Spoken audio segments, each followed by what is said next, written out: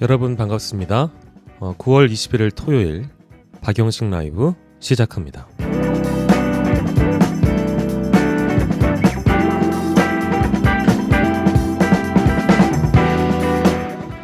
우리 모두 일어나 나라를 지킵시다. 9월 20일 어제 서울 중구 프란치스코 교육회관에서는 기자회견이 있었습니다.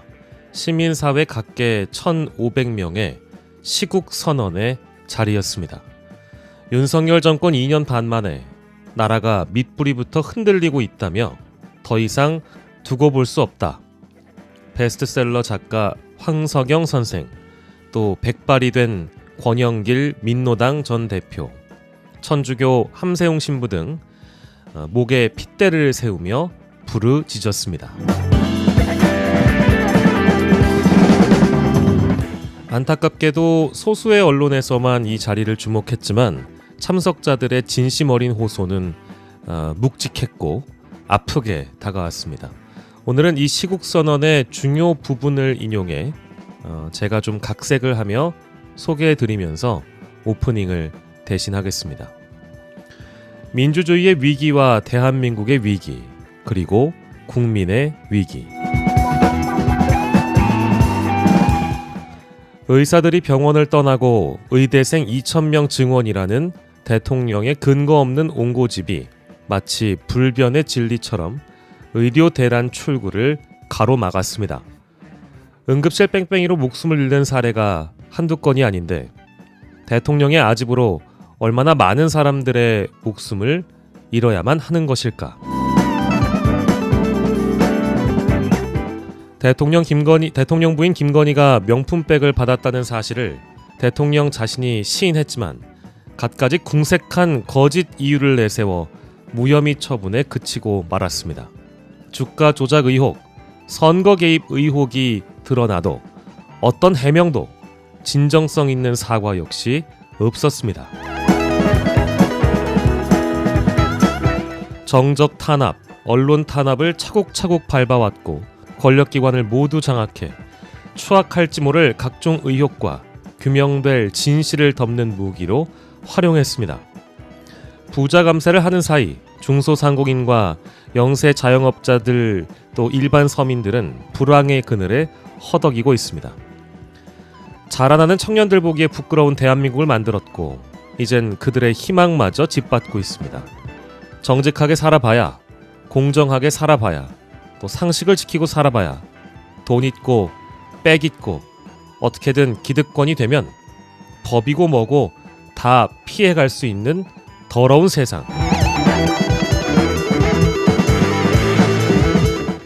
나라에서 부여한 의무라는 걸 꼬박꼬박 이행해봐야, 또 우직하게 준법 시민으로 법을 지켜봐야 나만 억울해지는 이 아이러니한 세상이라고 다들 생각하고 있지 않을까요? 나라의 근간과 시스템이 폭삭 무너지는 데는 그리 오랜 시간이 걸리지 않았습니다. 지난 추석 민심과 총선 민심이 여전히 유효한 지금, 대통령의 지지도가 20%까지 주저앉은 지금, 담벼락에 욕이라도 해야 한다는 고 김대중 선생의 말처럼 우리 각자에게 필요한 건 양심, 행동하는 양심이 되는 것일지도 모르겠습니다. 9월 21일 토요일 오전 박영식 라이브 출발합니다.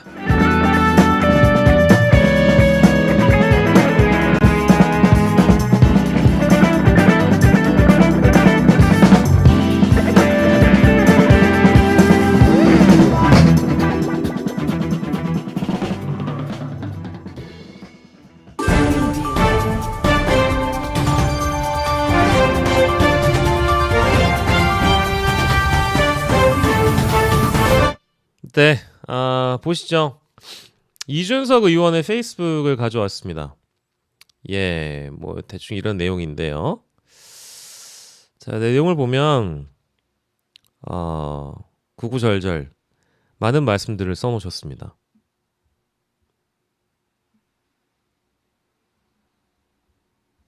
언론의 문의가 많아 전화로 응대하기 어려워 언론인들의 주요 질문 사항을 정리해서 올려놓습니다. 요게 이제 어제 나온 굉장히 긴 글이고요. 사실 시방쇼 할 때부터 요거 요거부터 봐야 됩니다. 요거 이제 이번 주에 있었던 이준석 페이스북 따라갈 건데, 언제 왔어? 우리 신인규 변호사가 왔다 갔네요. 매주 토요일 아침은 일일 영식 채널과 함께 신인규 박영식의 신박한 시방쇼, 매주 월요일 밤 9시, 목요일 밤 10시 진짜 생방에 꼭 함께 해주세요. 공천 개입 진실 반드시 꼭 밝히자라면서 끝까지 밝힌다! 라고 신인규의 시대정신님께서 말씀을 주셨습니다. 야, 우리 또 신인규 변호사님이 여기까지 또 멀리 또 놀러와 주시고 대단히 감사드립니다. 예, 여러분들 그 신인규의 시대정신도 빨리 가가지고 구독, 좋아요 좀 눌러주시고, 우리 시방쇼 혹시 구독을 안 하신 분들이 계시다면 시방쇼도 구독, 좋아요 많이 눌러주시면 대단히 감사드리겠습니다. 예, 일단은 이준석 페이스북을 시작부터 좀 따라가 보면은요, 여러분들의 댓글이 보이는 형태로 해드리는 게 좋겠죠? 예, 이렇게 하겠습니다. 그러면 이렇게 바꿔놓을게요. 자, 봅시다. 목요일 출연 당일이었습니다. 오늘 뉴스토마토에서 언급된 김영선 전 의원의 공천 개입 의혹 폭로 시 개혁신당 비례대표 1번 제시는 전혀 사실이 아닙니다. 라고 언급을 하고, 이게 뉴스토마토 보도가 나오고 나서 바로 직후에 이제 이런 반응이 사실 나왔었어요. 근데 그때 당시의 분위기가 어땠냐면은, 제가 판단하는 분위기만 말씀드리면 굉장히 좀 빠르게 대처한다. 그리고 기사 내용을 이준석 그 의원께서 좀 더 꼼꼼하게 읽어보셨다면은 뉴스토마토가 개혁신당이 비례 1번을 제시했다라고 언급을 한 내용은 아니었습니다. 사실은 좀 오해가 있는 것 같아요. 오해가. 이거는 그냥 그 자리에서 있었던 그 논의에 대해서 대충 얼추 뭐 개혁신당 뭐 3번까지 뭐 저기를 했다 어쨌다 뭐 이제 이런 얘기였거든요. 예, 그런 얘기를 한 것인데 마치 개혁신당이 1번을 제시한 거라고 뉴스토마토가 보도한 것으로 오해를 하시고 이런 글을 올리셔서 요거는 반박이 됐고요, 이미. 자, 그리고 이거는 시방쇼 할 때 이준석 의원이 올린 그 글인데요. 텔레그램의 내용이 뭔지도 모르고 달려드는 사람은 뭡니까? 그러니까 이제 요 한 문장으로 저는 조금 답답한 게, 텔레그램을 그러니까 이준석 의원이 보셨잖아. 보시고 지금 이런 평가를 계속 하시는 거잖아요. 근데 텔레그램 내용을 본 사람에게 어떤 내용이냐고 물어봐야 되잖아요. 그리고 왜 완결성이 없는지도 물어봐야 되잖아요. 왜 그게 공천 개입으로 애매한 건지도 물어봐야 되는 거잖아요. 그러면은 이준석 의원께서 텔레그램 내용이 뭔지를 그냥 설명해 주시면 안 되는 건가? 그 심지어 뭐 김용남, 조응천, 김종인 여러 이 개혁신당 관계자들을 통해서 이미 많은 국민들이 텔레그램 내용에 실제 텔레그램 내용이라는 걸 이준석 대표로부터 구두로 설명을 들었다라고 이미 얘기를 했으니, 그 구두로 설명한 내용에 대해서 이준석 의원이 말씀을 주시면 저는 되게 좋을 것 같긴 해요.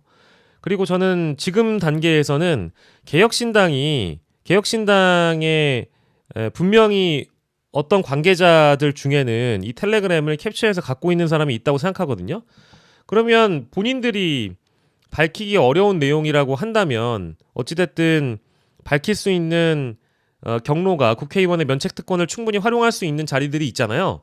그 자리에서 저는 이 내용이 좀 국민들에게 좀 시원하게 밝혀졌으면 좋겠어요. 그러면 저는 이준석 의원님이 오해를 받을 일이 없다고 보거든요. 근데 뭔가 첫 문장부터 야, 알고 떠들어라, 모르면 떠들지 마라고 하는 일단 이 애티튜드도 요게 이제 이준석 의원에게 뭔가 기대를 거는 분들 입장에서는 기대 내지는 이준석은 원래 표현의 자유를 또 중시하는 그 의원 아니십니까? 그리고 본인도 여러 이제 현안들에 대해서 지난 한 10여 년의 그 시간과 기간 동안 열심히 비평하시고 평론을 하셨기 때문에 아니 우리가 축구 경기를 볼 때 우리가 축구 선수가 아니더라도 우리나라 국대 축구에 대해서 얼마든지 평가할 수 있는 것처럼 우리가 텔레그램 내용은 잘 모르지만 그냥 쏟아져 나온 여러 가지 정보와 정황들을 종합해 가지고 자신들이 평가할 수 있는 그런 비평이나 평론들은 얼마든지 할 수 있는 거잖아요. 근데 야 보지도 못했으면서 알지도 못하는 것들 떠들지 마 닥쳐 이제 이런 분위기로 첫 문장을 시작해 버리니까 뭔가 이것도 나는 이준석 의원이 굳이 이렇게까지 대처하실 이유는 나는 없다고 보는데 얼마나 좀 짜증과 스트레스가 밀려왔으면 이랬을까라는 그런 생각이 좀 들었고요. 두 번째로 애초에 공천이 애매하다고 했던 건 텔레그램의 내용이 김영선 전 의원 측의 요청을 그분 여기서는 이제 김건희로 보입니다. 그분이 돕기 어렵다고 하는 취지인데 도대체 뭘 바라고 이 판을 끌고 나가는 것인지요. 그러니까 이제 그 내용에 대한 전체 내용은 아니고 그냥 그 취지, 그 텔레그램 내용이 얼추 이랬을 것이다라고 유추해 볼 수 있는 대목을 이제 흘려주신 건데 공천 개입이 애매하다고 했던 건 김영선 전 의원의 요청을 그분이 돕기 어렵다고 했다. 그렇군. 그러면 이제 그분을 뭔가 그치 쉴드죠. 그분은 죄가 없다. 그분은 그분이 돕기 어렵다. 이제 이런 취지였다. 뭐 이런 내용이잖아요. 그죠? 그러니까 이제 요 내용을 두고 또 불거진 의혹이 뭐냐? 신인규 변호사가 방송에서 나와서 얘기했던 석희 동맹이라는 게 또 떠오릅니다. 아니, 말을 잘 만들어냈어. 성렬 동맹이 있는가 하면 석희 동맹이 있는데 그게 바로 이준석 김건희 동맹이다. 라고 이제 평가를 신인규 변호사께서 하셨거든요. 근데 이제 그 내용을 제 주변에도 많은 분들이 이미 좀 유튜브를 통해서 봤나봐. 또 이걸 되게 열심히 여기저기 다 얘기를 하고 다녔더라고. 그래서 내 친구가 연락이 와가지고 신인규 변호사 말 엄청 잘하는데 석희 동맹이 머리에서 떠나지 않는다는 거예요. 자기는 손석희를 되게 좋아하는 사람인데 석희 동맹이 떠나지 않는다는 거예요. 그래서 진짜 그러게 뭐 이런 내용까지 밝힐 필요는 좀 TMI이긴 하지만 그 친구가 왜냐하면 동탄에 살고요. 뭐 아무튼 그 친구가 이제 아무튼 이준석을 뽑은 사람인데 좀 너무 의아하고 이준석 왜 이래 하고 연락이 온 거예요.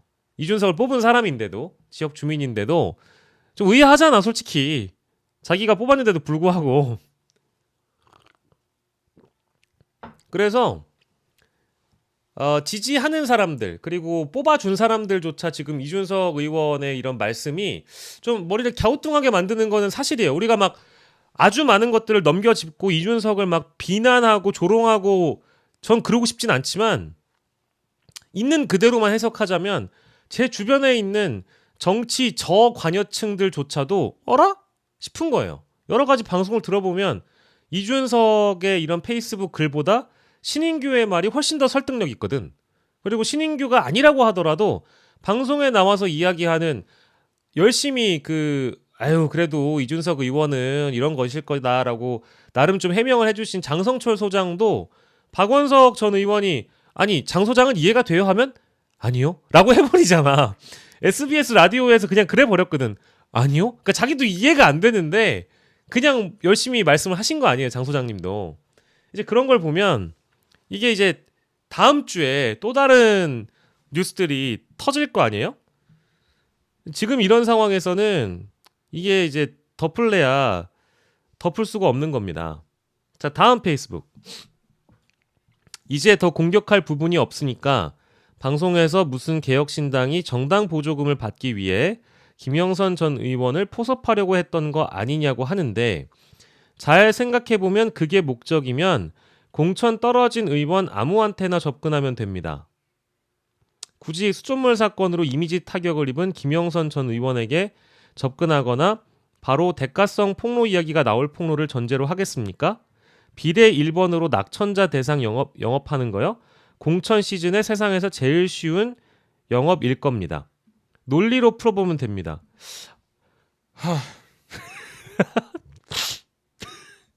아니 어쨌든 봅시다. 김영선 의원 왜 만났냐?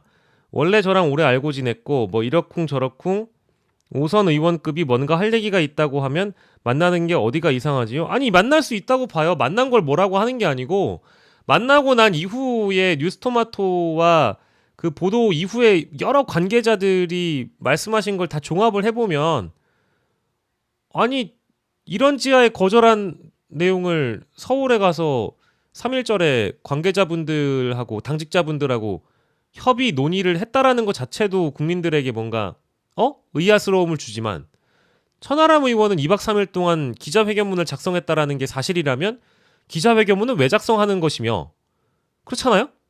그리고 그 안에 있는 내용이 1번이 아니더라도 비례대표 한 3번 정도로는 좁혀지는 지금 그림이던데 그러니까 1번은 개혁신당도 아니라 그랬고 김영선 측에서 1번을 제시했을진 모르나 다 그거는 이준석 의원이나 김종인 전 위원장도 인정을 하신 바이니까. 근데 개혁신당 측에서는 실제 어떤 제시가 있었느냐 첫 번째. 그리고 두 번째로는 한 3번까지는 얼추 얘기가 됐기 때문에 기자회견문을 작성한 거 아님?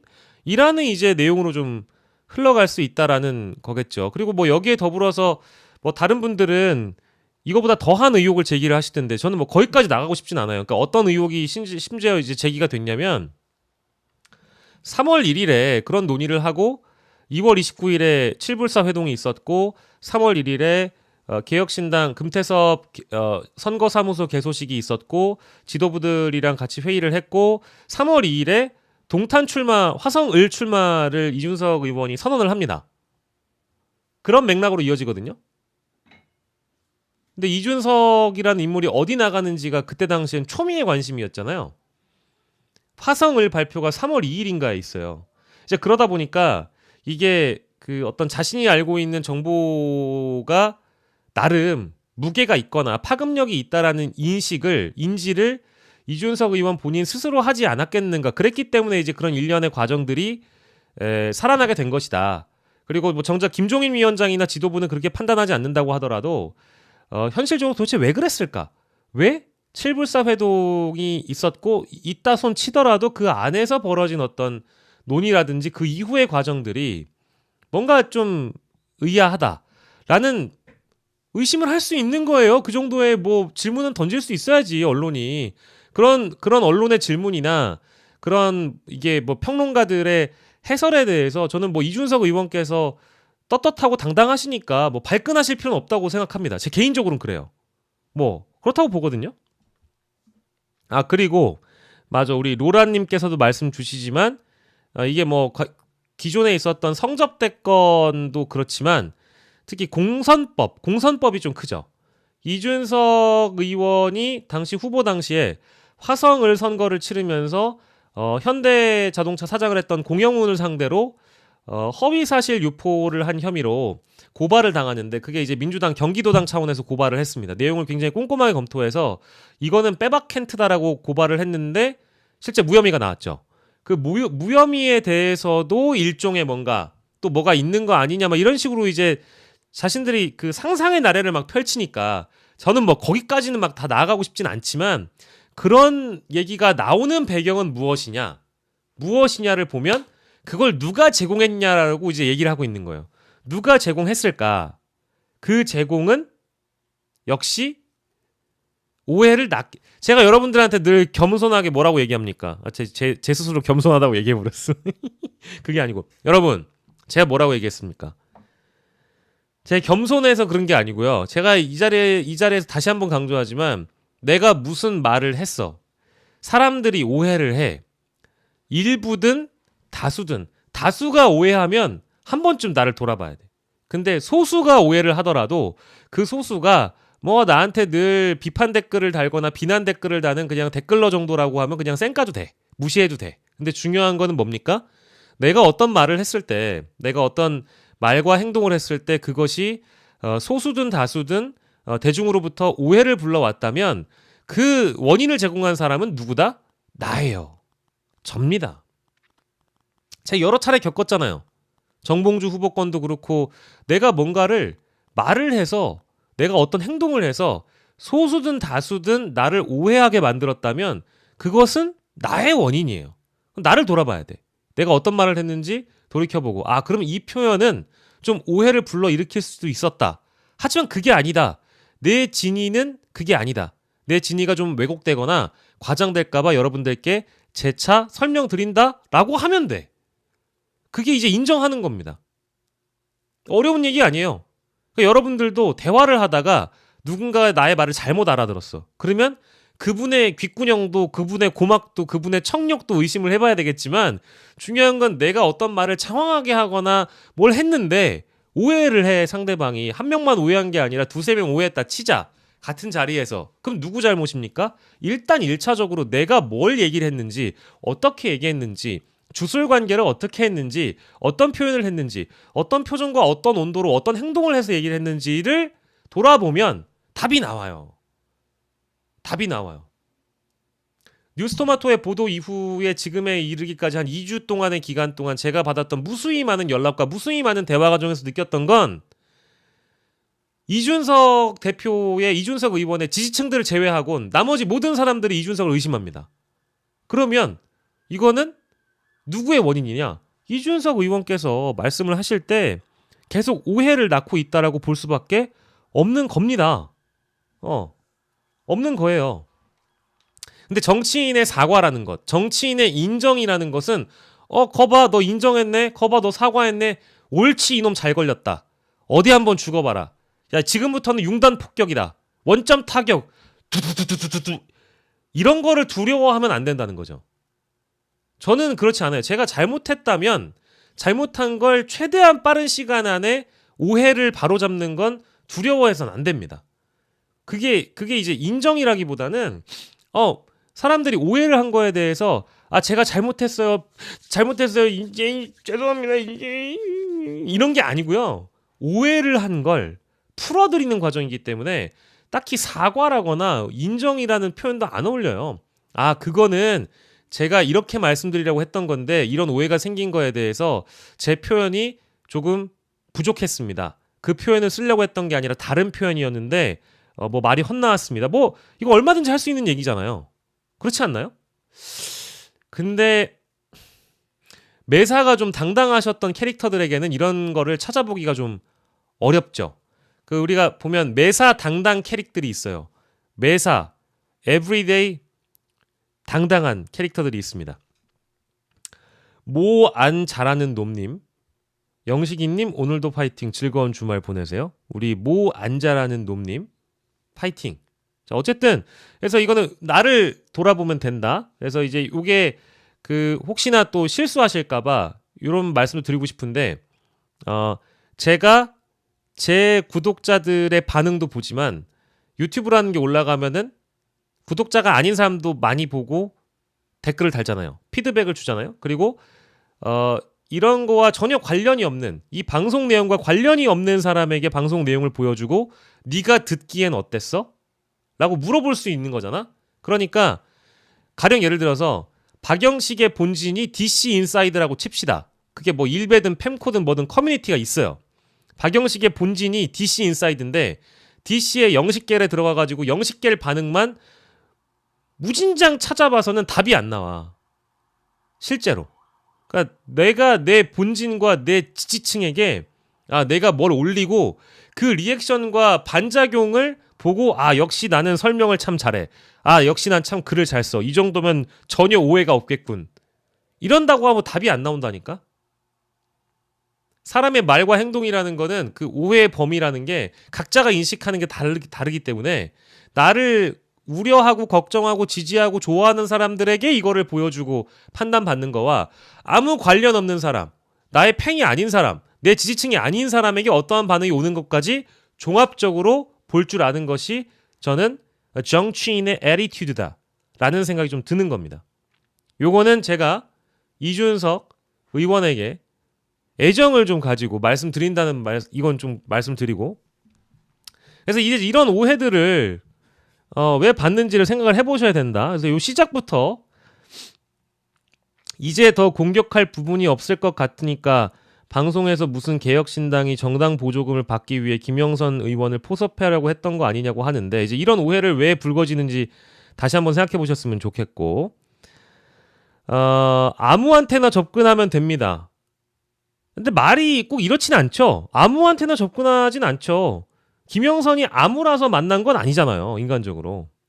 그렇잖아요. 그리고 이상하다고 얘기하는 사람 없어요. 5선 의원급이 뭔가 할 얘기가 있다고 하면 만나면 되지. 만나면 되지. 만나서 얘기하면 되는데 그 이후에 그리고 그 안에서 있었던 논의들 이런 과정들이 다 판단을 종합적으로 받고 있는 거죠. 그거를 이제 지적하고 있다라는 말씀을 다시 한번 드리고 싶고요. 자, 그리고 보면 요거 하나 더 빠르게 올렸었는데요. 여기서 이제 또 의문의 이재명 1패를 하죠. 명태균 사장의 전화 녹취에 나온 내용의 진위를 저한테 물어보는 것은 무의미합니다. 여러분들 저 지금 아침으로 차스텔라를 먹고 있습니다. 네, 여러분들 차스텔라 혹시 아시나요? 시방쇼에서 단독으로 판매하고 있는 차스텔라. 오늘은 초코맛으로 먹고 있어요. 박영식도 아침으로 즐겨 먹는 차스텔라. 어쨌든 보면 내가 사실은 프리메이슨한테 이야기를 해서 민주당 이재명 대표를 대통령 후보로 만들었어라고 했는데 그 녹취가 어디로 유출됐다고 해서 이재명 대표가 프리메이슨과의 관계를 해명해야 되는 건 아닙니다. 그 전화를 한 사람이 해명하면 되는 거죠.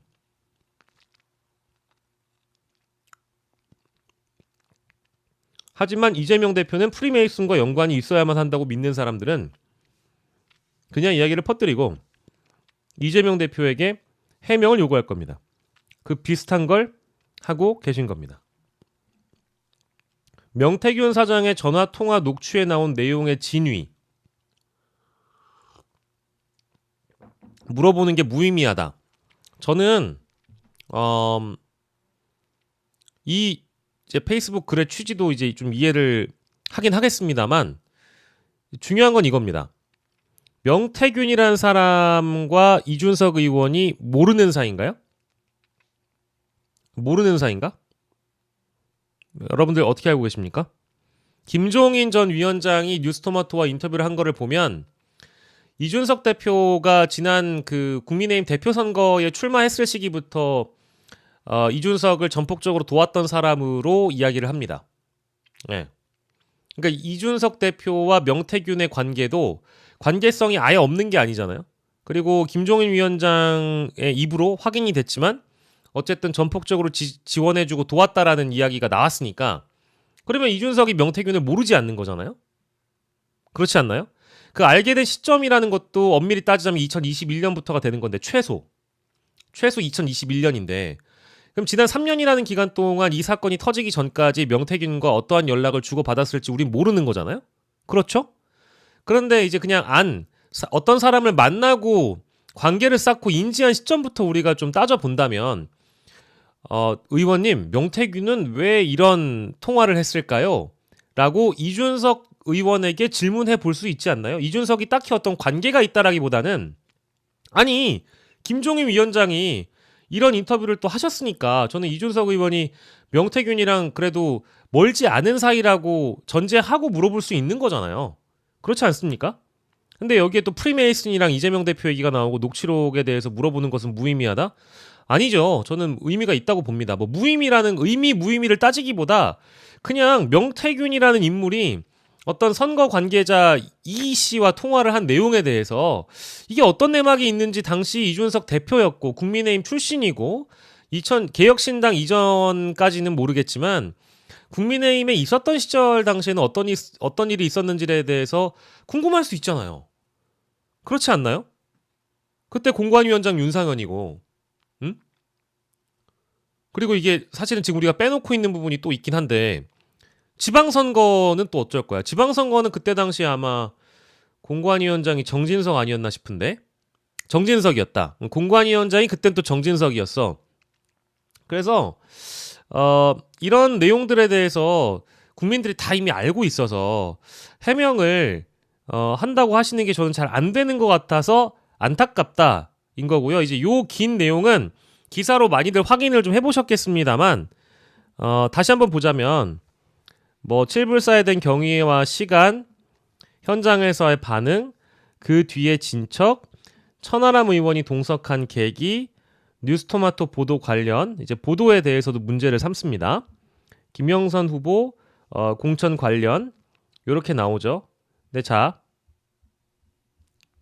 여기서 몇 가지를 좀 짚어볼게요. 여러분들이 이제 포인트를 좀 짚어보셨을 텐데요. 여기 보시면 쭉 한번 가볼게요. 2월 29일 오전 8시 44분 김영선 의원 측 관계자가 김영선 전 의원이 중요한 것을 알고 있으니 직접 만나보라고 종용함.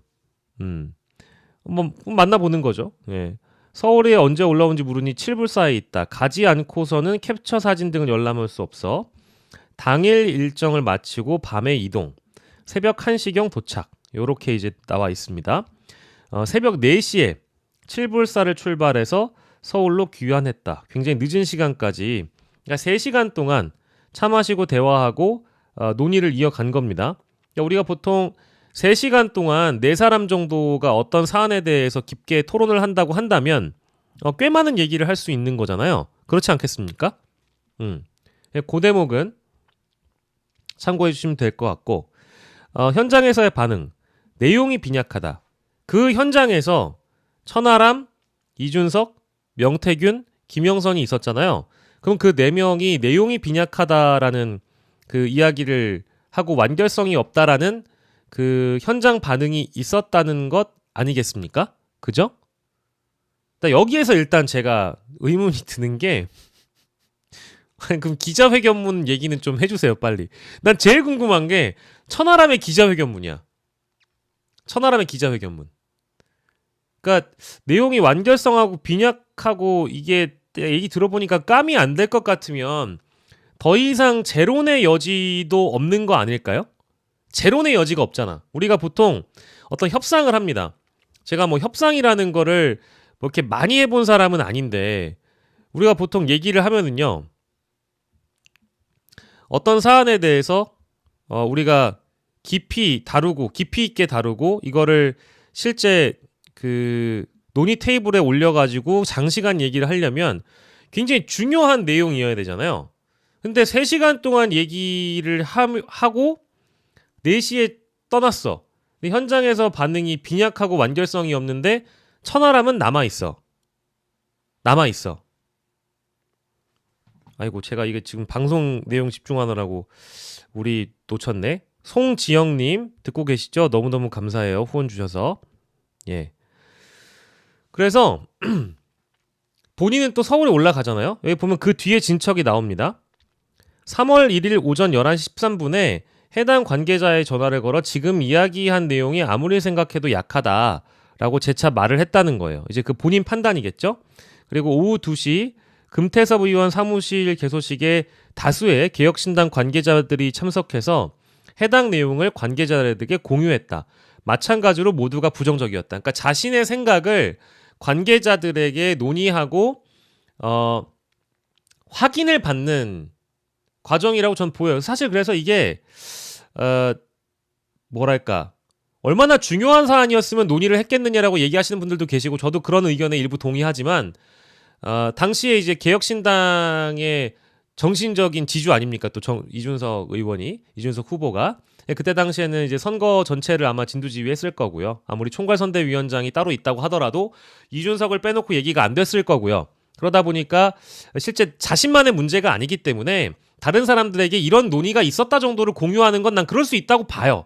아니, 나는 그럴 수 있다고 봐. 그 개혁신당 관계자들한테 이거를 오픈하고 논의하고 공유를 한 것 자체가 그거를 뭐 비판하거나 잘못됐다고 보고 싶지 않아요. 그건 너무 억지 비판일 수 있다라는 그런 지적을 미연에 제가 일단 받아놨다고 전제하고 말씀드립니다. 그런데 그렇지만 본인이 생각하기에도 확신이 있었다면 굳이 얘기할 필요가 없는 사안이라고 저는 보고요. 그리고 그 상황에서도 천하람 의원이 기자회견문을 작성을 했다라는 것이 사실이라면 기자회견문까지 작성할 만한 내용을 기자회견까지 작성할 내용을 굳이 공유를 하고 논의를 했다라는 게 그 맥락이 이제 잘 연결이 안 된다라는 거죠. 3월 8일까지 김영선 후보 측에서 찾아가고 비례대표 공천을 해달라고 이야기를 함. 요거는 이제 김영선 의원도 그랬을 거고 실제 김종인 위원장이 말씀을 하신 거니까 개혁신당에서 비례대표 공천을 약속한 적이 없다는 방증이라고 이렇게 써놨습니다. 글쎄요. 요거는 좀 설득이 잘 안 되는 게 지금 뉴스토마토 보도는 비례대표 3번 얘기 나온 적 있잖아요. 3번으로 좁혀진 것으로 알고 있다. 3번으로 좁혀진 것으로 이야기가 돼서 천하람 의원이 기자회견문을 작성하느라고 남아 있었고 그리고 이준석 대표는 올라가서 이 내용을 어쨌든 관계자들과 이야기를 했기 때문에 비례대표 순번은 모르겠고 1번은 아니었고 다만은 3번 뭐 이런 얘기가 나오는 이유는 그럼 뭘까요? 그렇지 않습니까? 3번 이런 얘기. 자, 그리고 천하람 의원이 동석한 계기. 칠불사라는 절의 위치가 당시 천하람 의원이 살던 순천에서 매우 가깝다. 사실과 다른 이야기가 나올 가능성을 고려해서 복수의 인물이 배석해야 한다고 판단했다. 순천에서 매우 가깝다라고 이야기를 했는데 이 절의 위치라는 것도 의문을 갖는 분들이 좀 덜어 있더군요. 실제 천하람의 순천 집과는 거리가 1시간 반 정도의 거리다. 그걸 가깝다라고 얘기를 한 게 맞느냐라고 이제 거기까지 얘기하시는 분들도 있는데 그거는 뭐 잘 모르겠어요. 예, 그건 잘 모르겠고 이게 도시에 있는 절은 아니지 않겠습니까? 그죠? 아우 당 떨어져. 닥터 이분님 감사합니다.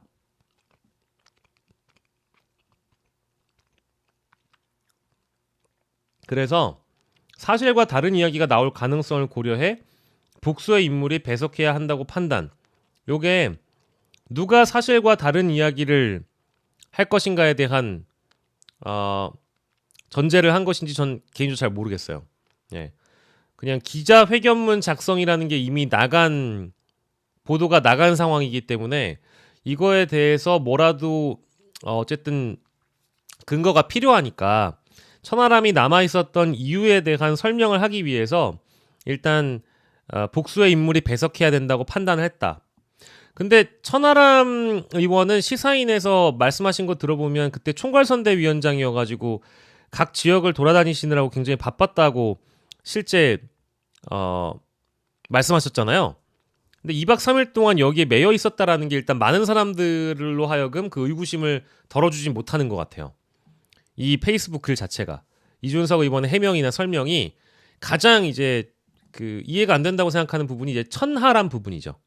천하람 의원의 2박 3일 기자회견문 작성 요 내용이 일단 설명이 안 되는데 복수의 인물이 배석해야 된다라는 요 대목. 그러니까 배석을 했다고 한다고 하더라도 기자회견문이 아니라고 한다고 하더라도 배석을 해야 되는 이유가 사실과 다른 이야기가 나올 수 있어서 천하람이 꼭 있어야만 한다? 라기보다는 이건 제 뇌피셜입니다. 그만큼 중요한 자리였기 때문에 내가 서울에 올라가서 이게 만약에 실제 관계자들의 반응도 나쁘지 않다거나 실제 비례순번 논의가 또 진전되거나 내부 구성원들 사이에 모종의 합의가 생긴다고 한다면 이거를 어쨌든 빨리 발표를 해서 판을 흔들 수 있는 무기가 될 거라는 판단이 좀 전제했기 때문에 천하람 의원을 남겨둔 거 아니겠는가. 기자회견문 작성을 위해. 그럴 가능성을 염두에 두고 자리했다면 이 내용이 설명이 좀 안 되는 것 같아요. 제 판단은 그렇습니다. 자, 뉴스토마토 이제 그 보도 관련입니다. 저는 뉴스토마토를 신뢰하고 있습니다.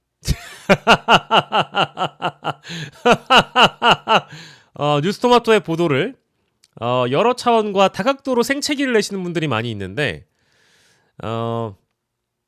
일단은 요 이준석 의원의 글을 읽기 전에 뉴스토마토의 보도의 과정과 내용 그리고 지금까지의 어떤 기조를 제가 좀 평가를 해보자면 자, 첫 번째 저도 언론밥을 먹어본 사람으로서 이번 보도가 보도의 완결성이라고 한다면 완결성 즉 이 초기 9월 5일 4일자 뉴스토마토의 초기 보도를 봤을 때 그 보도의 완결성을 놓고 우리가 평가를 해본다면 100% 중에 내가 기존에 알고 있었던 100% 중에 70% 80% 선이다.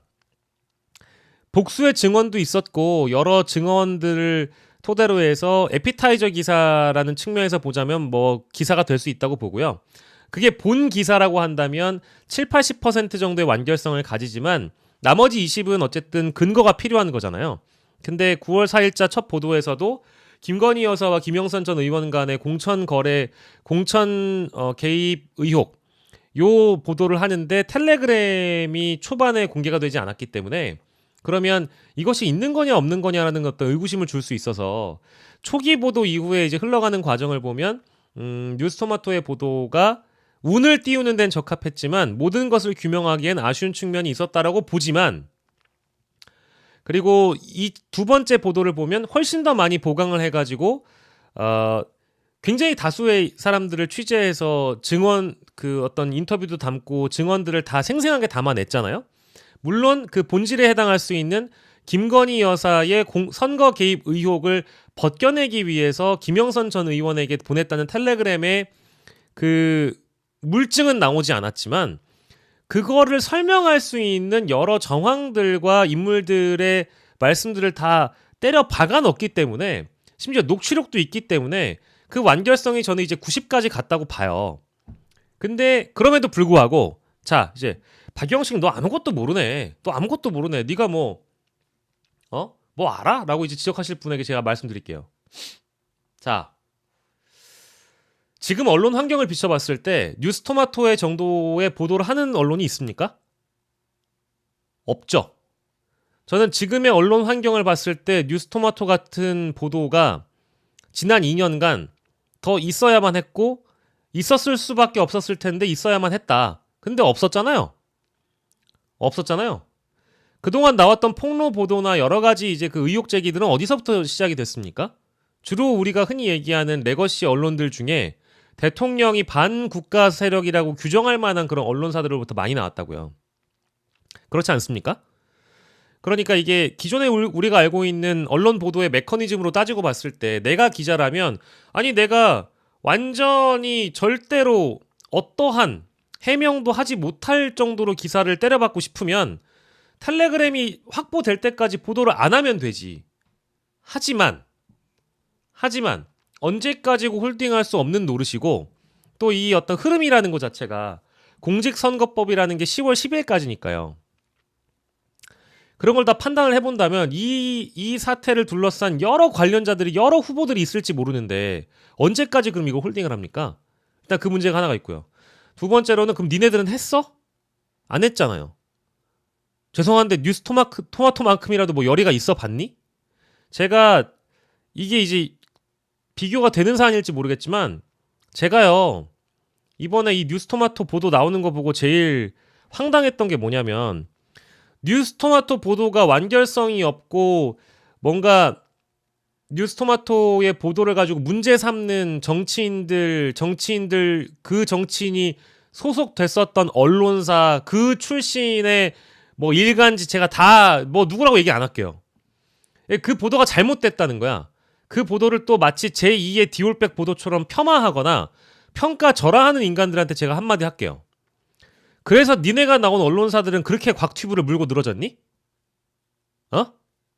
아닌가? 잘 한번 생각해보세요. 그러는 니네 언론사가 그렇게 훌륭해가지고 뉴스토마토가 한 보도에는 생채기를 내거나 스크래치 좀 내고 지적질을 해대지만 완결성이 없고 제2의 디올백이고 뭐 이런 녹취록은 나왔지만 텔레그램이 없으니까 완결성이 없고 필요가 뭐 이거는 뭐 미완의 보도고 매가리가 없고 핵심이 없다 이런 얘기를 하고 싶어하는 정치인들과 비평하시는 모든 분들께 말씀드리고 싶은 게 특히 그 보도를 평가절하하는 자신이 과거 한솥밥 먹었던 내 본진이 있을 거 아니야. TV조선, 조선일보, 뭐 문화일보 이제 이런 소속이셨던 언론인들 및 정치인들 있죠. 근데 한마디만 얘기하자. 그런 니네 후배들이 지금 뭐 하고 있는지 아니? 곽튜브 쑤셔대고 있더라. 졸라 시간 많이 들여가지고 25분 동안 평론가 앉혀놓고 25분 동안 곽튜브 쑤셔대고 있더라. 정상이냐? 죄송합니다. 열받아가지고. 아니 그래서 지난 우리가 언론 지형을 봤잖아요. 지난 3년이라는 기간 동안 이런 보도가 나오면 항상 뭔가 에이 그 보도도 텔레그램도 없던데, 에이 그거는 최재형 목사가 서울의 소리한테 돈 받아가지고 가방 줬던데, 에이 그거는 함정 취재지, 에이 아무것도 아니지. 이런 걸 얘기하고 싶은 사람들 보면 한심하다니까요. 진심으로 한심해요. 그러니까 이제 저는 이제 그런 차원에서 봤을 때 뉴스토마토의 보도를 미완의 보도라고 굳이 깎아내리거나 이거는 뭐 텔레그램의 유무를 지금 이야기하는 거를 전 이제 이건 좀 물 건너갔다고 보거든요. 그런 비판은 이미 물 건너간 비판이에요. 그러니까 물론 내가 기자의 업을 하는 사람으로서, 그리고 내가 언론에 몸담았던 사람으로서 보도의 메커니즘의 정석으로 비춰봤을 땐 뉴스토마토의 보도의 과정이나 이런 게 약간 설익어 보일 수는 있다. 그래서 뭐 100%는 아니라고 얘기할 수 있죠. 근데 이번 2차 보도는 9월 19일에 있었던 보도는 3개의 지면을 통틀어가지고 보도를 했고, 녹취록이 있고, 그래서 텔레그램이 있을 수 없어! 야 텔레그램도 없구만! 뉴스토마토 텔레그램도 없이 보도했대요! 뭐 이런 얘기를 하고 싶은 거예요? 그러면 이 보도의 무게가 뭐 덜어집니까? 한심해서 그래, 한심해서. 이거 이준석 의원 얘기하는 게 아니고, 뉴스토마토의 보도를 과히 깎아내리거나 비하하거나 평가절하하는 사람들의 그 논거가 난 너무 부족하다고 생각해요. 너무 부족해. 그리고 포인트가 달라. 아니 명태균의 입으로 여사한테 전화 왔어라고 얘기하고, 대통령과 전화해가 나는 김영선이라고 했는데, 나는 김영선이라고 했는데, 뭐 이런 내용들이 담겨 있는 거 아니에요? 야, 이거 문재인 김정숙 때 터졌어 봐. 탄핵이야, 탄핵. 디올백도 마찬가지지만 뭐가 나오고 갖다 매겨주고 막 입 벌려가지고 쑤셔 넣어줘도 아닌데, 배 안 부른데, 이거 아닌데, 이거 음식 아닌데, 이건 요리가 덜 됐는데, 이건 덜 익었는데, 이런 소리나 짓거리고 있어요. 한심해서 그래요. 그러니까 그게 본질을 못 보는 거예요. 본질을. 이 기사의 본질은 뭐였느냐. 다시 돌아가서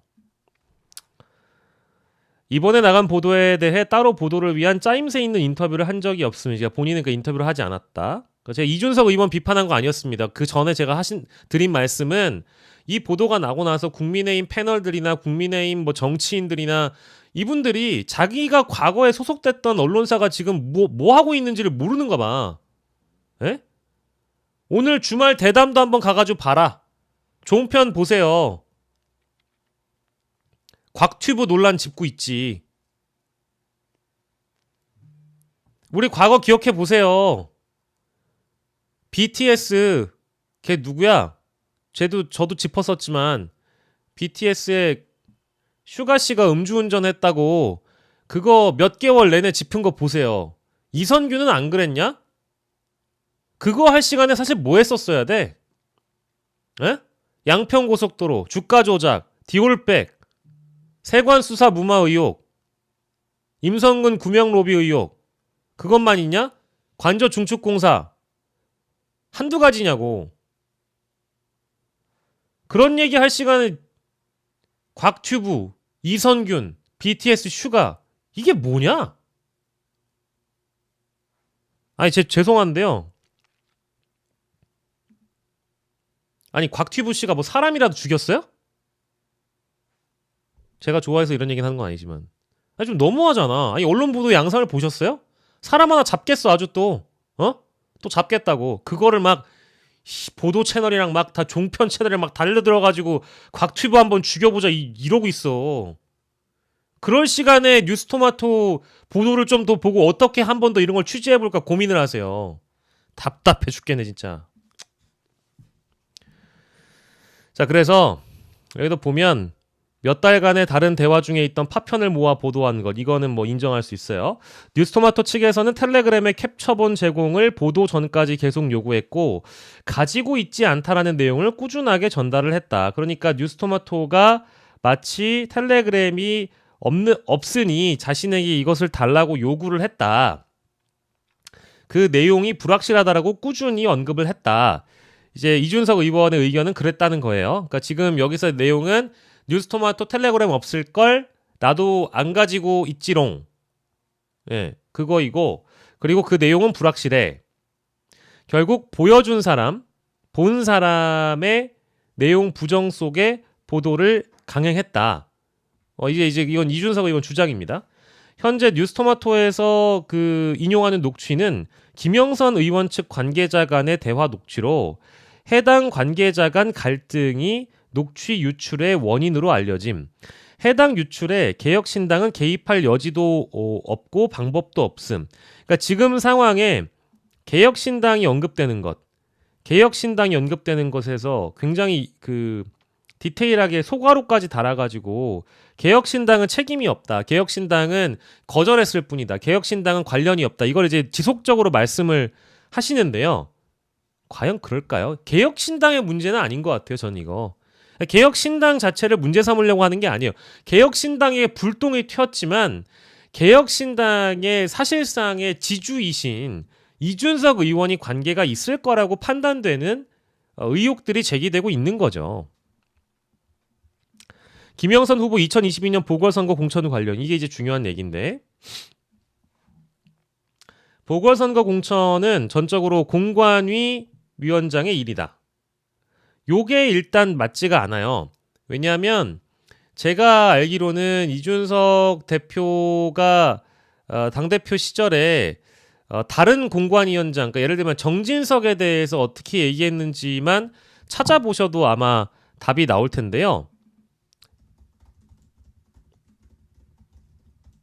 볼까요? 공관위원장의 정진석을 지명을 하면서 공관위원장과의 갈등이 있었던 걸로 제가 기억을 하거든요. 그 당시에 당대표 하던 시절에 그때는 공관위원장인 정진석에게 지시를 했다. 요 인터뷰 보면 되겠다. 자, 요거 볼까요? 자, 여기에서 이준석 당시 대표가 김종배 MC와 인터뷰를 하면서 했던 이야기를 보도록 하겠습니다. 여기에 보면 공관위원장 얘기가 나오거든요.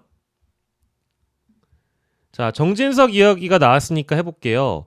왜 이렇게 두 분 사이에 잡음이 많이 나왔던 거예요? 공천 과정에서도 잡음이 좀 있었죠.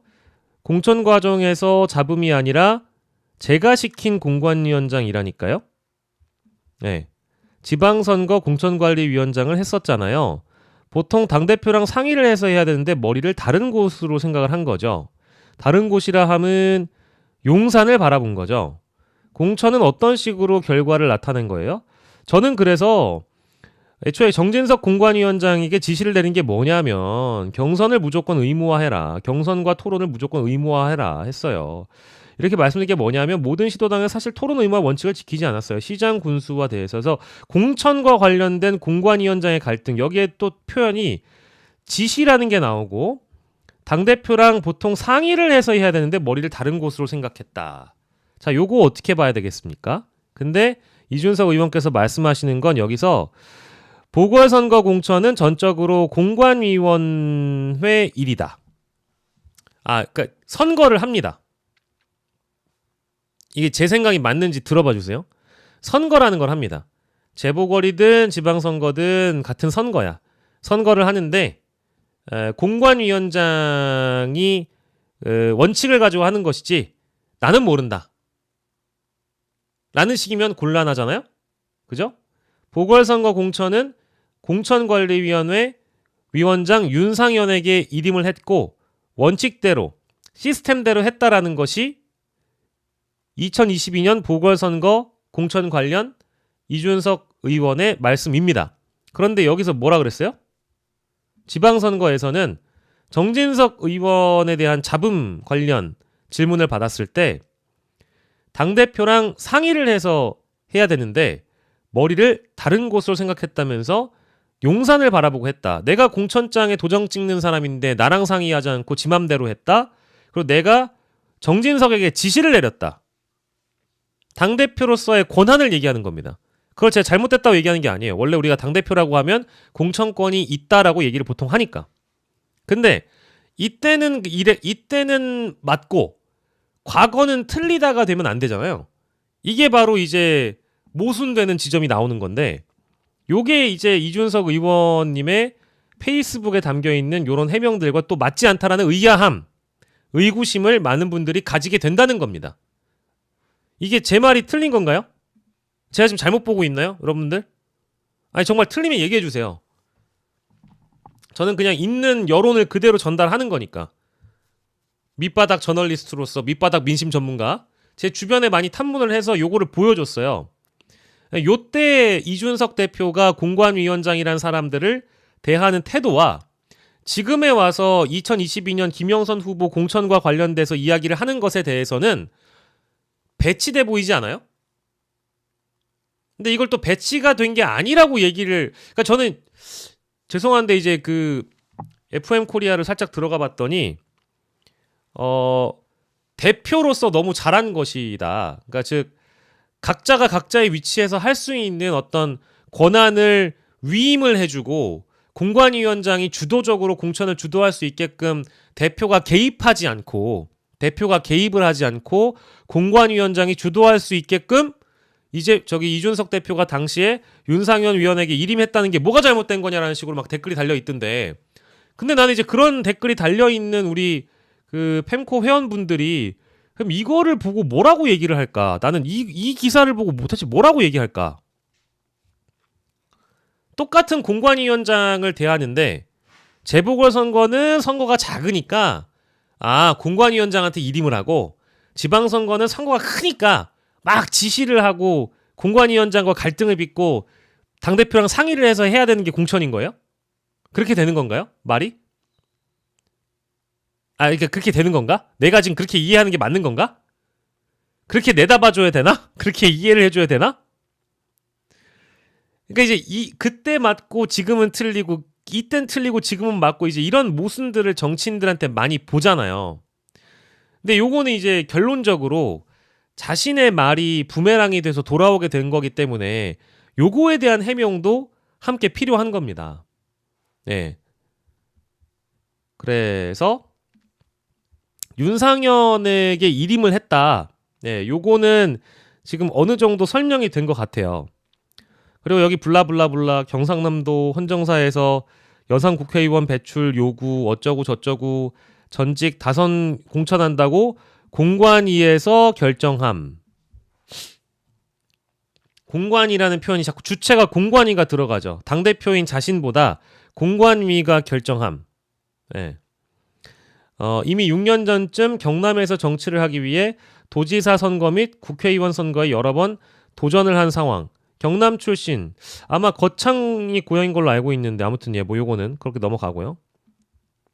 수조물 시음 사건 이전이기 때문에 부정적 이미지가 없어서 지역 주민에게 또 어필할 수 있는 후보라고 판단을 했다. 이제 요런 이제 그 내용이거든요. 요렇게 와유 세상에 뭐 이 이야기 하다 보니까 벌써 1시간이나 됐는데 이제 요런 대목이 일단 나왔다 보니까 여러분들께 설명드릴 수 있는 부분은 아직은 이게 이제 이준석 의원님 표현을 따라 써서 죄송한데요. 완결성이 없다. 무슨 말인가 하면 완결성이 없다. 지금 이준석 의원님의 그 페이스북의 내용은 완결성이 떨어진다. 설득의 완결성, 이해의 완결성이 좀 떨어지는 것 같아요.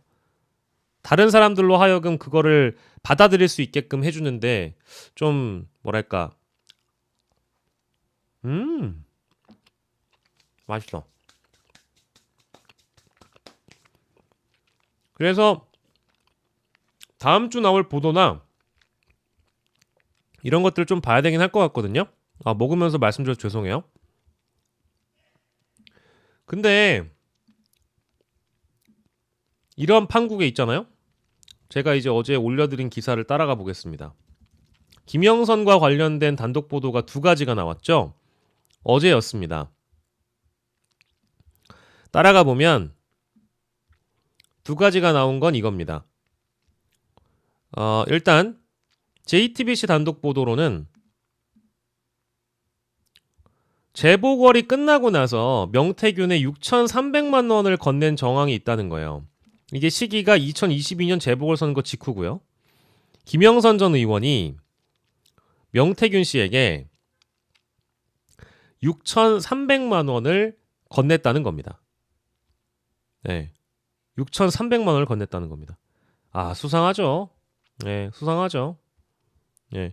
여론조사 기관을 운영한 명태균 씨를 검찰의 경남선관위가 고발을 했고, 네.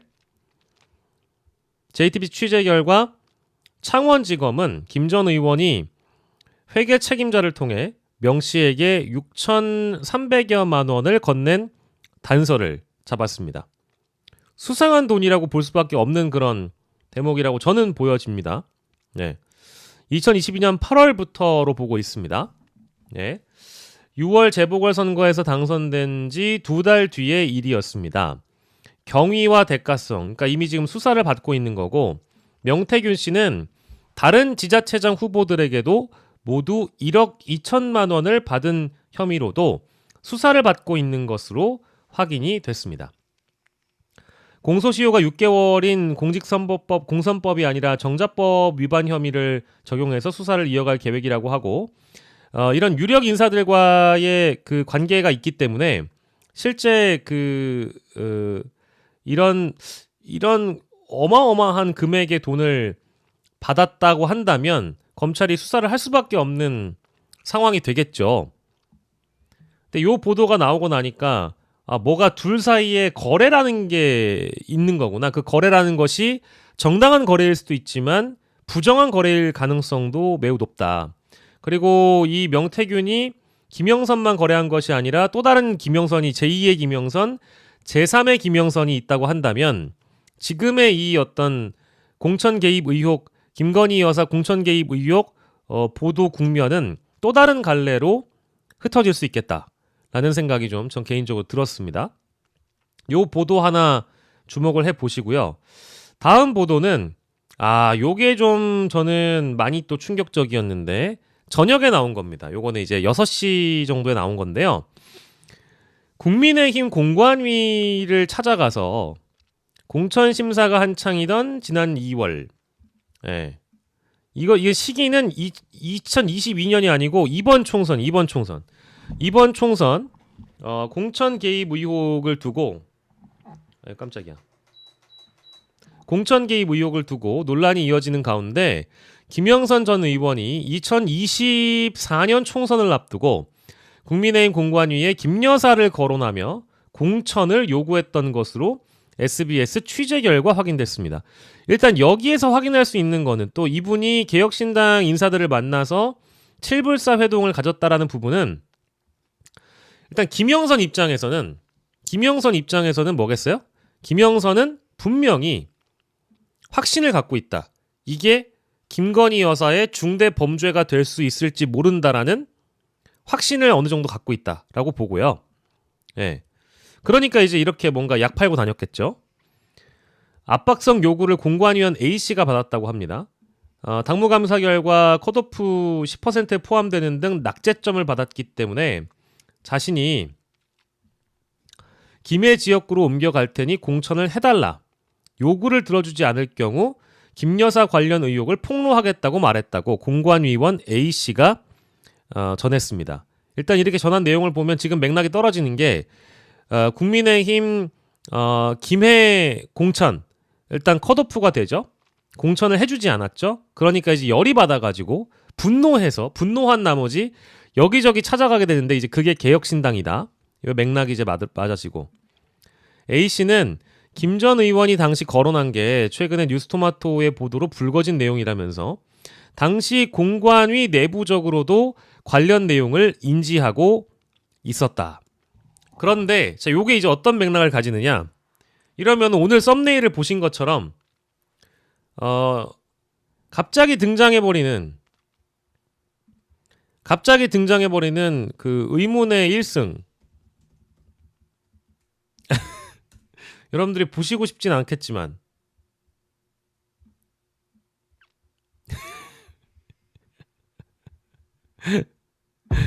아이고 깜짝이야. 죄송합니다. 저기요? 제가 김건희 여사의 텔레그램을 읽고 씹었습니다. 예? 저는 당대표로서 공천을 주도할 책임이 있습니다. 김건희 여사의 텔레그램에 반응조차 하지 않았습니다. 귀요미죠? 네, 지금 동훈찡, 동훈핑 이러고 마치 자신은 용산으로부터의 어떠한 개입도 흔들리지 않은 의문의 1승 한동훈 만세!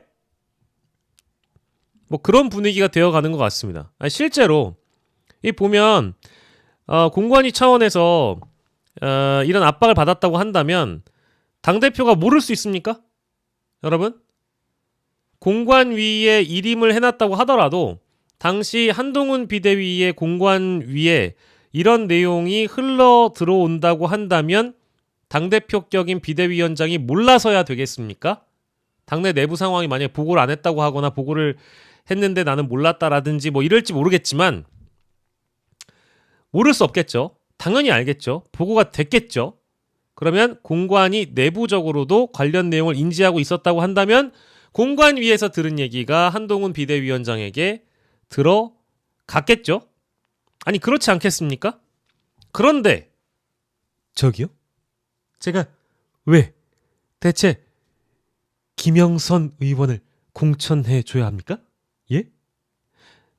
저는 당대표로서 비대위원장으로서 김건희 여사의 텔레그램을 읽고 씹었는데요. 예? 어쨌든 일시핑이 이런 요구가 있었다고 한들 쌩 같다는 거 아닙니까? 그죠? 이런 지하에 거절을 했다고 한다면 요거는 이제 한동훈 비대위원장에게는 좋은 소스일 수 있다. 요런 보도가 그래서 친한계 의원들이 방송에 나와서 하시는 말씀 들어보면 은근슬쩍 티를 내더라고요. 은근슬쩍 이제 한동훈 그 비대위 당시에 국민의힘은 김영선 전 의원을 컷오프했고 그런 요구가 있었는지 없었는지에 대한 그동안 가타부터 얘기를 안 하면서 어제 이제 요 보도가 나오니까 만약에 그랬다고 한다면 오히려 잘한 거 아닌가요? 라고 이제 이렇게 발언할 정도니까 한동훈 비대위와 한동훈 당시 공관위가 한동훈 비대위 당시의 공관위가 사실 잘했다라는 평가를 지금 받고 있다라는 거죠. 그런 거 보면 지금 이게 또 재밌는 건 누구와 비교가 된다는 거죠. 누구겠습니까? 준석핑. 그러니까 이제 약간 동훈핑과 준석핑의 비교가 된다라는 식인데 근데 엄밀히 따지면 준석핑도 거절한 거거든. 근데 거절했지만 그 논의를 왜 했냐? 2박 3일 기자회견문 왜 썼냐? 7불사 왜 갔냐? 이제 이런 식으로 막 그 얘기가 되어지는 것 같아요. 이건 제 의견은 아니고 그냥 온라인에 이제 이런 여론들을 좀 수렴해가지고 말씀드리는 건데, 예. 알고도 뭔가 비례순번에 대해서 논의를 해본 사람이라고 뭔가 평가가 되는 것 같고, 그리고 한동훈 전 비대위원장은 당시 공관위가 김영선 전 의원을 컷오프했다는 것만으로도 우리는 다르다. 우리는 개혁신당과 다르다라고 얘기하면서 이런 식으로 뭔가 틀을 만들어 가는데 저는 뭐 잘 모르겠어요. 뭐 그걸 굳이 그렇게까지 이분을 칭송할 일인지는 잘 모르겠고, 그건 잘 모르겠어요. 뭐 그건 잘 모르겠는데 다만 의외로 위드훈이 카페 의외가 아니라 위드훈이 카페 말고도 다른 기사들을 보면 어라? 그러면 한동훈이 잘한 거 아니야? 라는 댓글이 얼추 보인다는 겁니다. 그 말씀을 좀 드리고 싶고요. 사진 그만 보여드려요? 죄송합니다.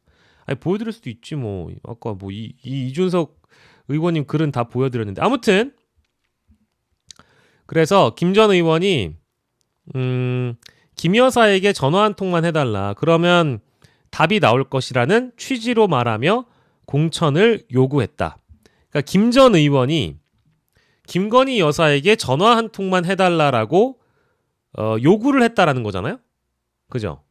이건 어떤 의미겠습니까? 아, 내가 갖고 있는 텔레그램이 사실인지 아닌지를 당신들이 확인하고 싶다면 공관위에서 김건희 여사에게 전화를 해봐라. 그러면 내 말이 사실인지 아닌지 여러분들이 알 수 있다. 이런 거잖아요. 그죠? 그러면 여러분들 절대로 한동훈은 승자가 아니라 99.9% 공범일 거라고. 근데 여러분 읽고 씹었잖아요. 네? 홍성목님 위드후니 카페 들어가 보세요. 난리도 아닙니다.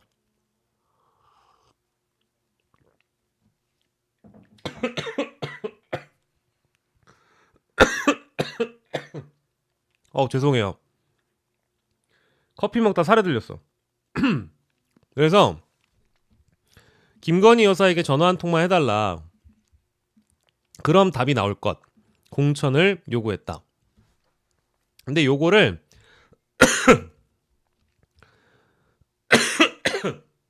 제가 아까 재미난 유튜브를 봤는데 그렇게 얘기를 하더라고요. 만약에 이준석 그 의원께서 당시 후보께서 2월 29일에 칠불사에 가서 김영선 전 의원의 텔레그램을 보잖아요.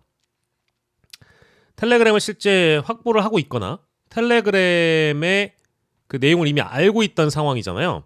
요건 이제 뇌피셜입니다. 요거는 사실이 아닐 가능성이 높아요. 지금 진보 진영의 유튜브들이나 이준석을 보수로 인정하지 않는 보수 유튜브의 주소가 어디까지 와 있냐 하면 이준석 의원이 2월 29일 칠불사 회동을 하고 나서 서울로 올라갑니다. 3월 1일에 개혁신당 관계자들로부터 김영선 그 의원의 공천 문제를 실제 비례 후보 공천 문제의 부정적 기류를 읽고 나서 더 진척을 시키지 않는 그런 상황이었는데 중요한 건 그거죠. 제가 아까 말씀드린 대로 3월 2일인가 그 3월 초에 화성을 그 출마를 선언하잖아요. 기억나시죠? 화성을 출마를 선언합니다.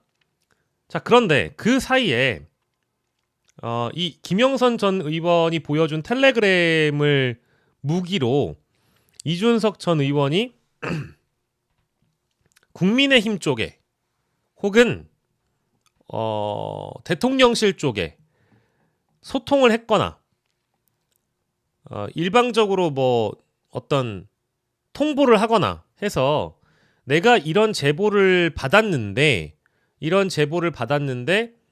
화성을 선거에 대한 일종의 짜웅 뭐라고 해야 될까 거래 협상 이런 게 있지 않았겠느냐라는 의혹들까지 다 제기를 하고 있더라고요. 그러니까 어떤 내용이냐면 화성을에 우리가 공영훈 후보와 이준석 후보의 양자 대결이 돼야 되는데 국민의힘에서 어쨌든 그 후보가 등장하잖아요. 국민의 후보가 등장하면 이게 표가 나눠지지 않겠어요? 그리고 보수가 나눠지지 진보가 나눠지는 건 아니잖아요. 그런 걸 보면 화성을의 출마 선언을 함과 동시에 그 지역의 국민의힘 후보로 사실 거물급이 공천될 수 있었던 상황에서 전혀 알지 못하는 삼성전자 연구원 출신의 어떤 후보가 거의 사실상 정치 신인에 가까운 사람이 그 중요한 지역에 뛰어든단 말이에요. 심지어 민주당은 현대자동차 사장을 공천할 정도면 굉장히 거물급 인사를 인재 영입해가지고 데려와서 선거를 한 셈이 된 겁니다. 굉장히 중요한 지역이잖아. 이준석의 경우에는 미래 대권주자고 그리고 물론 그 배지를 다는 첫 선거이기도 하기 때문에 민주당으로서는 그 지역구를 이겨야만 하는 그런 의지가 있었을 거고, 다만 이준석 의원 입장에서 굉장히 간절할 수 있죠. 그러면 이 김영선 전 의원의 그 비례 후보 공천이나 이런 게 개혁신당 차원에서 만약에 나가리가 됐다, 아예 이제 없던 일이 돼버렸다고 치면 대신 내가 갖고 있는 정보는 아직 살아있는 거잖아요.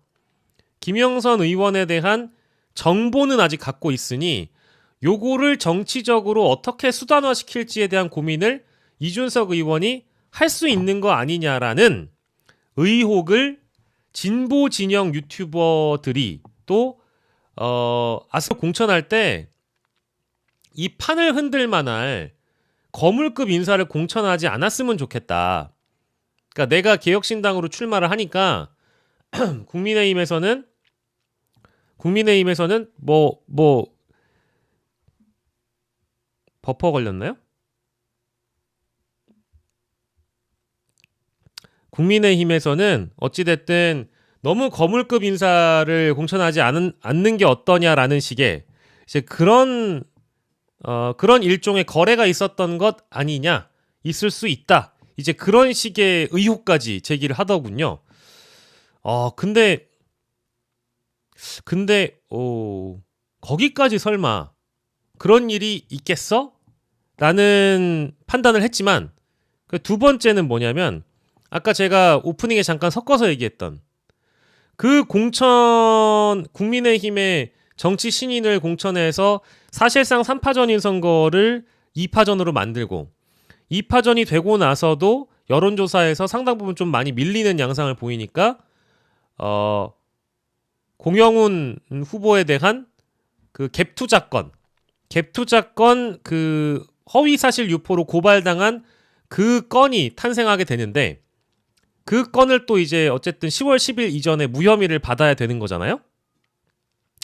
무혐의를 받기까지 또 이 내용이 함께 쓰였던 것은 아니냐, 즉 김건희 여사와의 어떤 딜이 있었던 거 아니냐는 그런 의혹이 끊임없이 나오고 있는 거죠. 그리고 그 이후에도 사실상의 거의 이제 이준석 의원이 정치인으로서의 모든 무혐의를 받는 과정을 지나서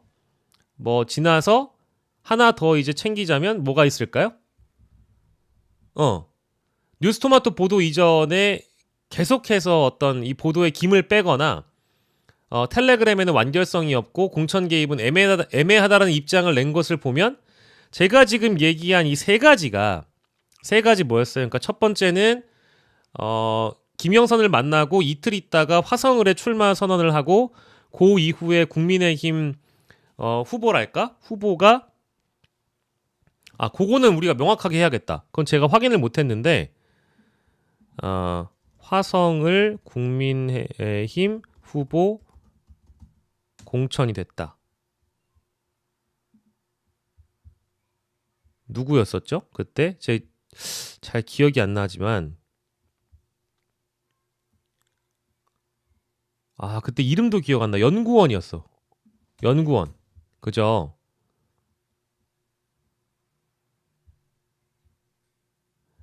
그러네. 이준석이 3월 2일에 출마 선언을 이준석 후보 측이 3월 2일쯤에 출마 선언을 하고, 그러고 나서 3월 5일쯤에 국민의힘에서 전략 공천을 검토를 합니다. 네, 그렇게 되는 과정이네요. 이거는 또 잘못 얘기하면 안 되기 때문에 확실하게 얘기를 해야 되겠죠. 네. 그렇습니다. 예. 그렇고, 그래서 그 이후에 전략 공천을 한 인물이 연구원, 삼성전자 연구원 출신의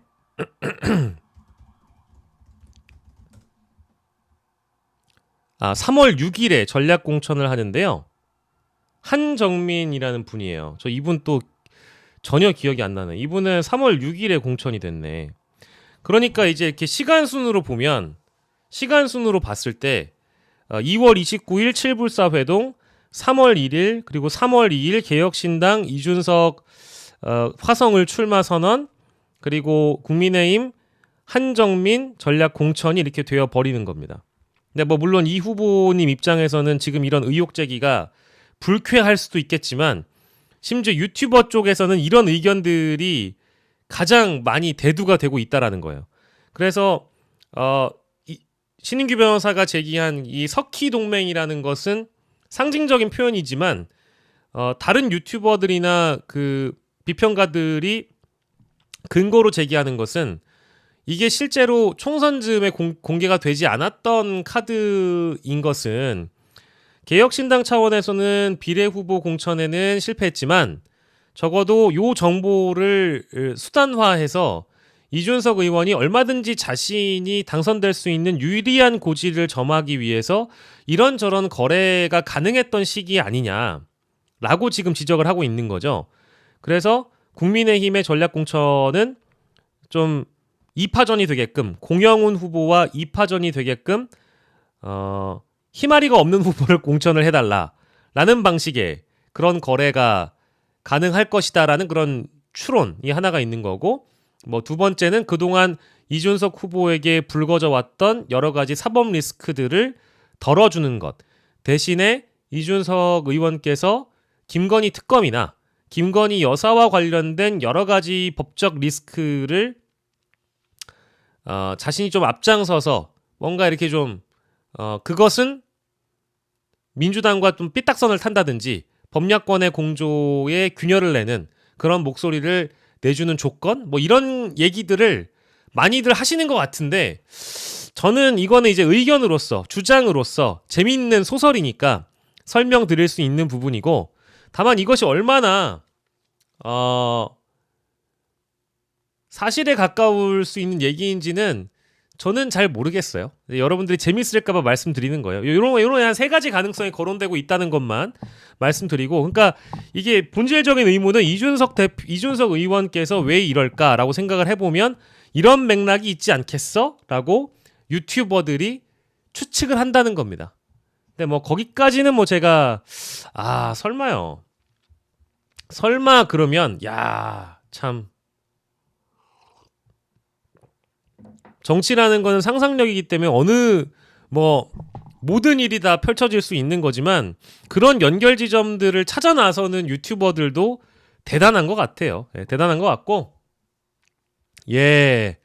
그렇습니다. 그래서 뭐 요 내용을 좀 길게 얘기는 했는데 일단은 지금 국민의힘까지 가가지고 공천을 받고자 노력했던 지금 김영선의 입에 저는 또 관심이 쏠리고 있고, 김영선 의원이 기자회견을 하려고 하다가 지금 무산이 됐잖아요. 원래 어제 할 줄 알았는데 그 김영선 의원이 기자회견을 안 하는 것 같더라고. 이번 주말이나 다음 주나 제가 판단하기에는 분명히 김영선 의원은 기자회견을 필연적으로 하게 되어 있습니다. 근데 지금 상황에서 자 봅시다. 김영선 의원 그리고 명태균 이 두 사람은 김건희 여사와 나눈 텔레그램을 가지고 있을 가능성이 매우 높잖아요. 그쵸? 그리고 이것을 무기로 충분히 용산과 딜을 칠 수 있잖아요. 그러면 자세히 보면 될 것 같아. 자, 아까 제가 말씀드린 요거 수사 있죠? 보이십니까? 김영선 의원이 명태균에 6,300만 원 건넨 정황이 나왔고 창원지검에서 수사를 하고 있다는 거 아니에요. 그러죠? 수사를 하고 있어? 그러면은 내가 텔레그램을 갖고 있는 거야. 그죠? 내가 텔레그램을 갖고 있어. 내가 김건희 여사와 김영선 전 의원이 나눈 텔레그램을 갖고 있고 김영선도 갖고 있고 명태균도 갖고 있어. 그러면 이거를 무산시켜야 되지 않을까요? 그죠? 이 혐의에 대해서 무산시키려면 어떻게 해야 되겠어요? 텔레그램을 조건으로 걸 수도 있다라고 저는 보죠. 내가 김영선이면 절대 내 핸드폰을 함부로 지우거나 없애거나 할 수가 없는 거죠. 그럼 명태균도 마찬가지. 내가 김영선이라면, 내가 명태균이라면 이 사건을 두고 거래가 가능하다. 그리고 우리가 다 기억나시겠습니다만 김영선 의원의 경우에는 지금 정치적으로 야인이 돼 있는 상황이잖아요. 지금 뭐 하시는지는 모르겠는데 김영선 의원과 명태균 씨가 앞으로 대한민국 땅에서 그래도 살아남으려면 어쨌든 지금 자신들이 생명줄이라고 생각할 만한 키는 갖고 있어야 되잖아요. 예. 요런 것들을 미리 다 준비를 해놨을 것이라는 생각이 좀 들어요. 그래서 기자회견도 자꾸 한다 하다가 자꾸 뒤로 밀리는 게, 기자회견을 해서 뭔가를 얘기를 하게 되면 이 사태가 더 커지거나, 혹은 그 기자회견 내용에 촉각을 곤두세울 수밖에 없는 여러 그 등장인물들이 있기 때문에 기자회견 자체를 무산시키거나, 기자회견 내용을 조율하고 싶거나, 기자회견 내용을 아예 자신들에게 유리한 쪽으로 만들거나, 여러 거래가 가능하겠죠. 그러니까 우리가 모르고 있는 상황에서 물밑에선 정말 여러 거래가 이루어지고 있을 거라는 저의 그냥 추측입니다. 그런 추측이 좀 들고요. 그래서 요 검찰 수사 관련된 내용, 조사 관련된 내용과 아까 요 공관위에 압박을 해서 단수 공천 달라고 요구했다라는 부분까지 같이 묶어가지고 여러분들이 보시면 좋을 것 같습니다. 저는 뭐 이제 추론이긴 한데 얼마든지 자신의 사법 리스크를 덜기 위해서 텔레그램으로 거래할 수 있을 거라고 보고요. 그건 뭐 명태균 씨도 마찬가지라고 보고, 명태균 씨 입장에서는 더 이렇게 세게 나갈 수밖에 없는 이유는 제2의 김영선과 제3의 김영선이 또 있을 가능성이 매우 높기 때문에 이걸로만 끝나진 않을 것이다라는 일종의 그 시그널을 좀 줬다고 보거든요. 이번에 그 고소장을 제출하면서 여러 이제 그 내용들이 막 흘러져 나온 것을 보면 내가 김 여사와 소통했다, 직접 소통했다, 이런 식이에요. 배째라 이거야. 날 어디 한번 죽여봐라. 죽일 테면 죽여봐라. 들어와거든요. 근데 지금까지 용산에서 아무런 반응도 못하고 있다는 거예요. 아무런 반응을 못하고 있어요. 네, 그 대목을 꼭 말씀을 드리고 싶었습니다. 요 내용은 뭐 요 정도만 하도록 하겠습니다. 너무 길게 얘기하면 또 여러분들이 지겨워하실 수도 있기 때문에, 그래서 어제와 오늘까지 흘러왔던 내용들 중에 어떤 추론들과 소설들이 흘러나오는지, 그리고 김영선과 명태균의 검찰 조사 내용이 단독 보도됐지만 이것이 실제 어떤 갈래로 뻗어나갈지 정말 모른다. 관련된 보도가 다음 주엔 또 얼마나 더 나올까, 이제 이런 기대가 드는 보도였습니다.